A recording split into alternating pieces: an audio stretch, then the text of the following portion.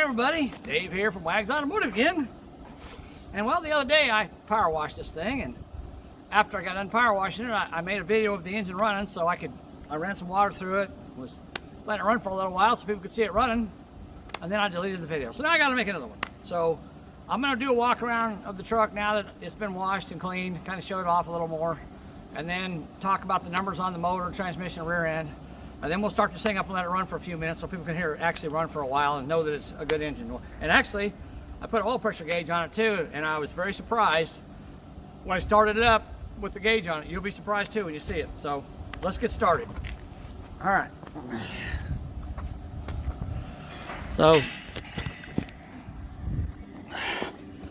here's this 1954 235 6-cylinder engine. You can see it there. There's the oil pressure gauge. Put a focus on it. Come on, focus. Focus. There you go. Okay, so it goes up to 100 pounds. Okay, so the frame, since I'm going to sell this frame and chassis and everything all together, I'll kind of show the frame off here a little bit. So anybody interested in buying it can see it. There's the front of the frame where it was kind of had dirt packed in there, and I got all that cleaned out. And you know, the frame rails, I mean, there's no rust through on the frame anywhere for being 75 years old. That's pretty darn good. And this is the other side of the engine, and we'll go down the numbers here. So first of all, let's look at the casting number on the block. It's 3835911. That's translates to a 235 cubic inch 6-cylinder engine. Then we go back to the back of the block here, and trying to get in here. You can see Con 1, that stands for conveyor 1, so they had more than one conveyor, I guess, that had these engines on it, and this one came off the first conveyor, conveyor number 1. Then we got the date stamp, or the date casting code on it. Trying to get in there to see that. K243. Okay, so when it comes to date casting codes on engine blocks, at least for Chevrolet, they always use a letter for the month. A is January, obviously. And the one letter they don't use is I, which is right before K, or actually a couple before K. So, but 24 would be the day, and 3 would be the year. So, K is the month, 24 is the day, 3 is March. So the 24th of March, K. So we start out with A, B, C, D, E, F, G, H. We don't use I. So K would be the 9th month, so that's September. Okay, September, so this block was cast, not built, cast, September 24th of 1953. Okay, and then we look up here, and this is the stamping number. So the stamping number is what they put on it when they put it in the vehicle. Let's see if I can get this thing to focus. Come on, focus on me. Hold on, let me get it around here, around these wires. All right, sorry, I bumped my phone there. I pulled the dipstick out so I could get in here better. So now we can see these numbers here. So we can see the casting numbers down there as well. So K243 is September 24th, 1953. Now we look up here, this is the stamping number for when the motor was put in an engine. So 0106457 is a serial number. I'm assuming the 106457 is probably the last 6 of the VIN of the truck that it was put in. And so it always starts at 100,000. So the 6,457th truck was when this thing was put in. Now, back here we got T54X. T is Tonawanda. So Chevrolet had 2 plants they built motors in, Tonawanda and York. So this one was built in the Tonawanda plant. And it says 54, that's the year that it was put into a vehicle.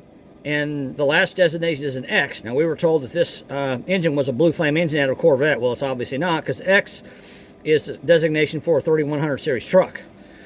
So this engine was built at the Tonawanda plant, put in a truck, a 3100 series truck in 1954. Now you're thinking, okay, well, why does that say 53 and that says 54? That doesn't make any sense. Well, I can explain that to you. Because I used to work for some of the assembly, or some of the manufacturing companies on assembly lines. So GM and probably Ford and Dodge too, when they start their new model year, they start building them in August of the year before. So in August of 1953, they would have started building the 54 model series trucks. So this block was cast in August, or I'm sorry, this block was cast in September, so sometime September 24th was almost the end of the month, so probably sometime in October they would have put this engine in a truck, and it would have been a model year 1954 truck. It wouldn't have been a 53, it would have been a 54. So that's why there's a difference between that 3 and that 54. So that explains that. Okay, now let's go back and look at the transmission on this thing, so I can show those numbers to you guys as well. And we'll go under here. All right. There's the numbers on the transmission. So that's 3925647. Sorry, they're upside down, but that's how it is. 392. What's that say? 5647. It's kind of hard to read upside down. Yeah. So that translates to a 3-speed GM transmission, GM20. I don't know what that means. Just something they put on there for their own use. And then next to that, we got another date code. And if you notice, there's like, it looks like a screw on each end of that. Well, the reason is because they took a brass stamp and they screwed it into the side of the casting, the sand casting. They put it into the mold, and when they cast the block or the part, it would make this designation on there, but also make an outline of the screws. They even use 2 different kinds of screws. You can see it. One was flat and one was concave. So that's kind of interesting. But anyhow, D20. So again, D is a month. So January, February, March, April. The 4th month would have been D, A, B, C, D. So April 2nd, and the 0 is the year, so that's 1950. So this transmission case was cast in April 2nd of 1950. So whatever truck this went in 1950, it would have been in a 1950 model year because it was before August. So this transmission is a 1950 transmission. The engine is a 1954 engine. And then I told you guys, remember I told you guys this thing should have had a torque tube in it. It's got a drive shaft in it. And they put a different rear end in it. And we'll go back here and we'll look at that real quick. Then we'll kind of look at the frame back here. So anybody that might be interested in buying it can get an idea what the frame looks like. Okay, now I couldn't see this very well when I washed it, and I said the wrong year. So we'll look at it again. I've cleaned it off. It says A29 and 3725899. I don't know what that means. Maybe some of you GM guys might know, that know older vehicles might know what that means. But that's the casting number for this 3rd member that bolts into the axle tubes. Okay, so it bolted into the front back in them days. Okay, so we got 3725899, and then A29. Again, you can see the screw marks on there for when they cast it. So A is January because it's A, 1st month. 2nd is the day, 9 is the year. So January 2nd, 1949. So this rear axle is a 1949 axle. The transmission up there is a 1950 transmission, and the engine is a 1954. So we got 3 different years of parts on this thing, which is very common back then. They swap stuff out. And I showed you guys before where, I'll show you again, where someone took and welded angle iron to the top of the U-bolts on the springs. You can see that. See where they welded it on right there and right there? They welded that angle iron on there. And then they welded leaf springs. You can see the weld marks. They welded leaf springs to the top of those on both sides and ran them up to the frame to give this thing more carrying capacity. So it probably was used as a farm vehicle and did a lot of work in its life, and they wanted extra capacity maybe to haul animals or grain or something with. But anyhow, or maybe a trailer, I don't know. So they added that, but they probably wore that little 1948 engine out, which probably would have been a 216, and they found this 235 somewhere and put it in. And I'm guessing that when that happened, they may have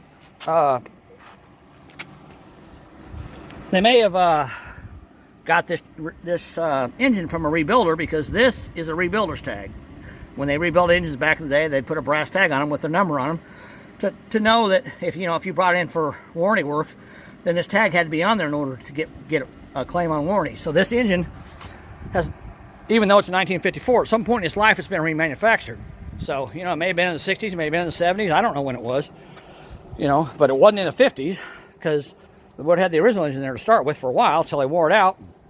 So this engine's been rebuilt at some point or remanufactured at some point in its life, and that's probably why it runs so good, and I'll show you that here in a little bit. All right, so let's look at the frame on this side here. We can look at the frame here and see how nice it is. You know, like I said, I've cleaned it really well. This is the front suspension. This side here's got a little dirt on it from me power washing it, but everything's nice and tight and clean. It's got kingpins on it here. They use ball joints now, but this is called a kingpin, and it had a zerk at the top up there, and then it's got another one. You can see right down there.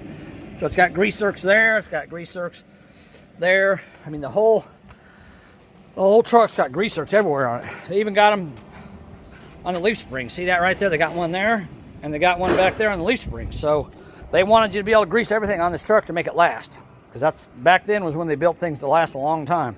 People couldn't afford to buy them. They even got a grease zerk. This is the arm back there where the brake and clutch pedal is attached to, and there's a grease zerk back there. See that right there? It's a grease zerk. So it's kind of funny. And of course, there's grease zerks all over here.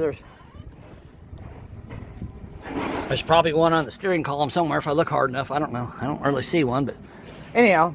Okay, so that's what it looks like on the front there. And of course, this is the middle section. It's kind of dirty back here because I cut the rest of the floor out and put some bracing in there. So, but you know, it's just dirt, not bad. But I mean, even the cross member here, you can see it's pretty nice. I mean, if anybody's in the market for, you know, a frame that they want to make something original, this would be a good candidate for that. You know, not everybody's in the market for that. And even the like the running boards mounts, I'm not going to use those, so they're going to go with it. They're in good shape. They're all 6 of them are there, and they're nice. Here's the back of the frame area. It's got the original style gas tank. I don't know if it's the original gas tank, but you can see it like up in there. You can see how nice the frame looks, even on the inside under there where the cab is. And back here, you can see all that. Looks real nice. It's in real good shape.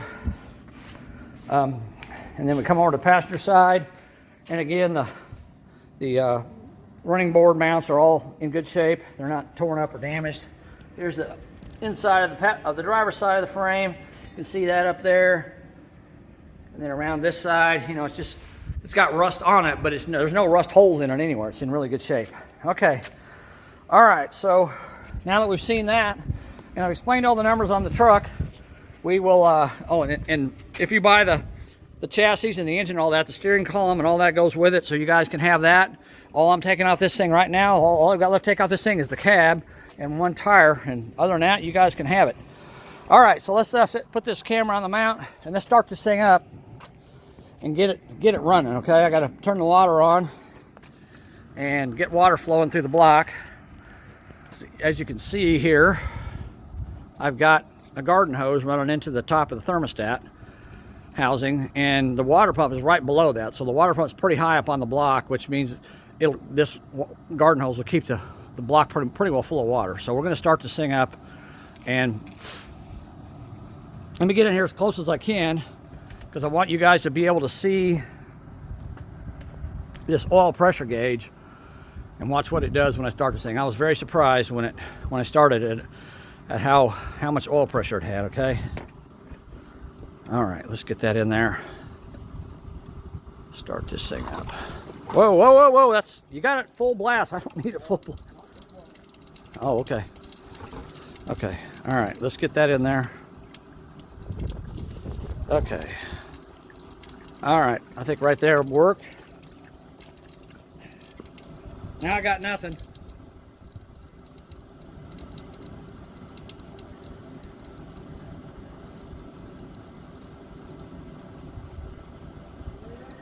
Yeah, I get a little bit more if you don't mind. All right, that's probably good. Okay. Now, just so you guys can see it, as you can see, right? Damn it, my camera rotated on me. You can see water coming out of the block right there by the jumper cables where I got hooked up for the ground. So I got that hooked up, got water running out. All right, now we're gonna set this thing up right here so you guys can see that oil pressure gauge. Okay, here we go. All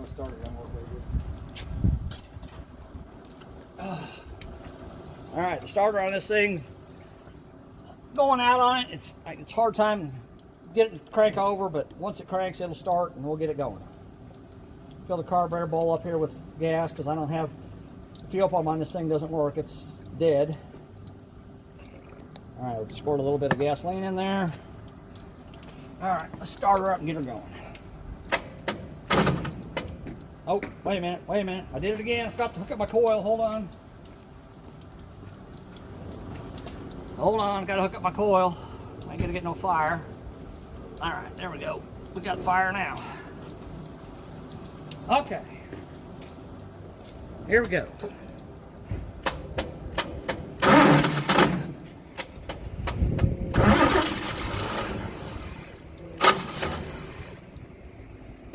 Just have to choke on it.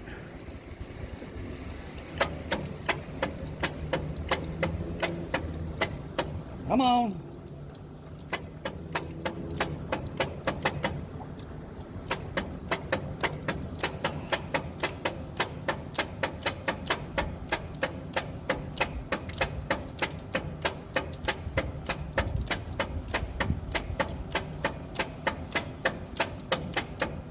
Time to get started, engage.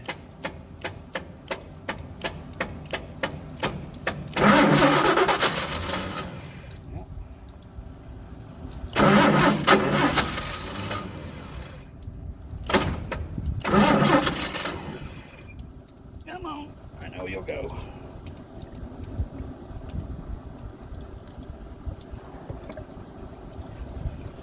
All right.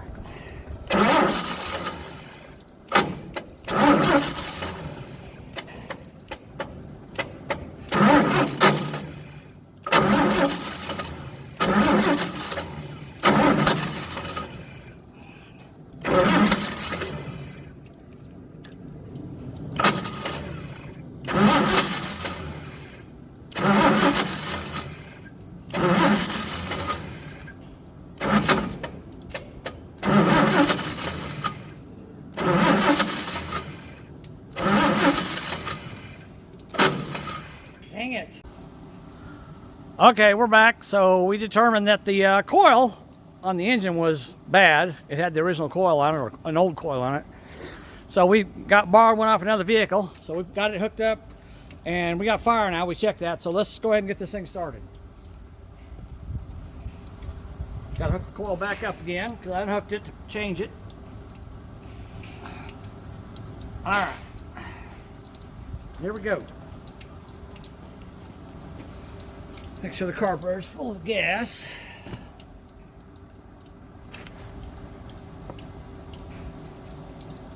There we go. A little bit of gasoline in there. Just have to choke on this thing so it's a higher idle. All right. Watch that oil pressure gauge.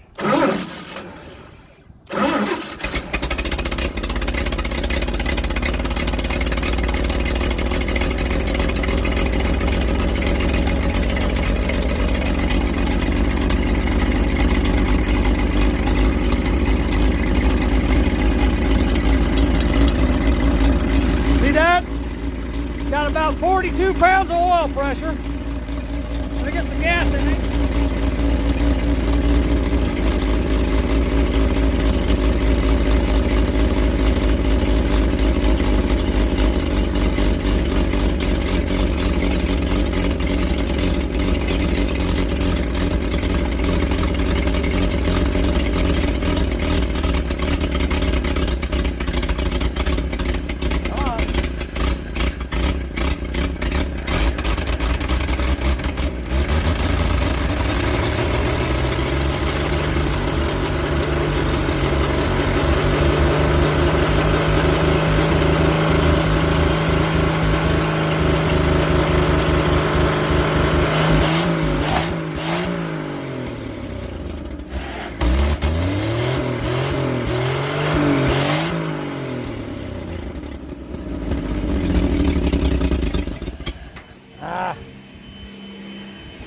You saw it, it went up to almost 50 pounds when I revved it up.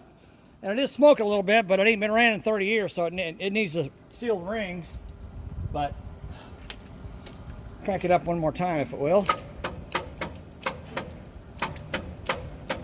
Come on, starter.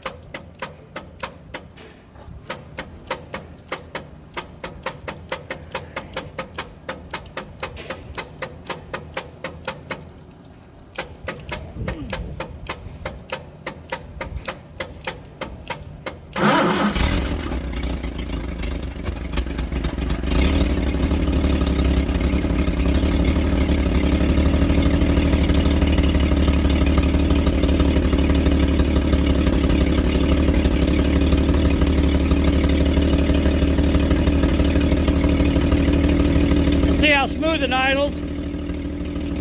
Nice and smooth. Got 40 pounds of oil pressure. Yeah, we got water running through the block, so move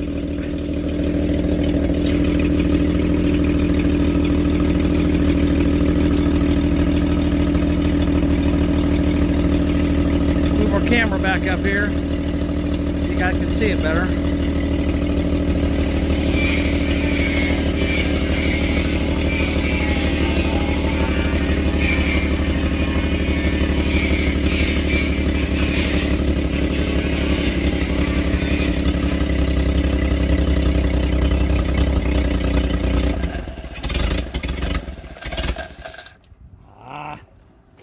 Flooded it out, dang it. I'm gonna rev it up a little bit more. Hold on.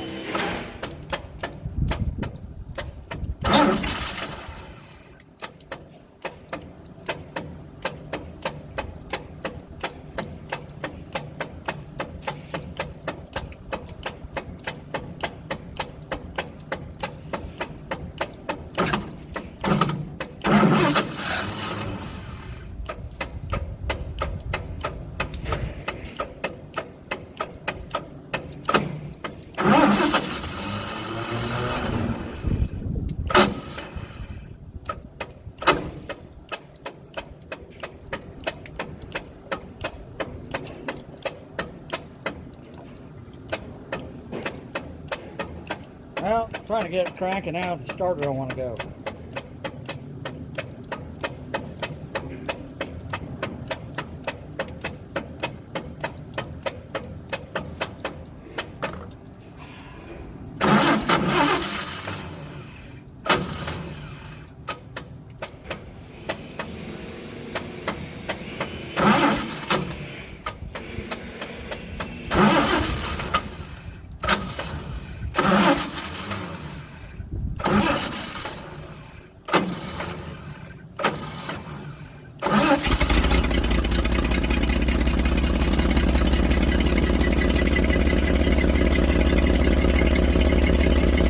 I think I put too much gasoline in it.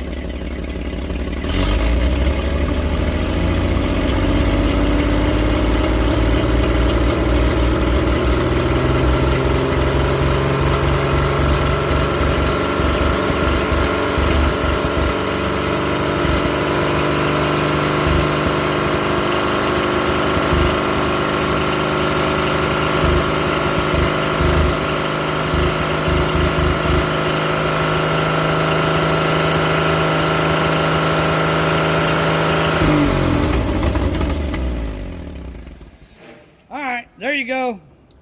She runs, you can see that. Got nice and warm, and you saw the oil pressure. It's got, 40 pounds at idle at almost 50 pounds when it rev it up.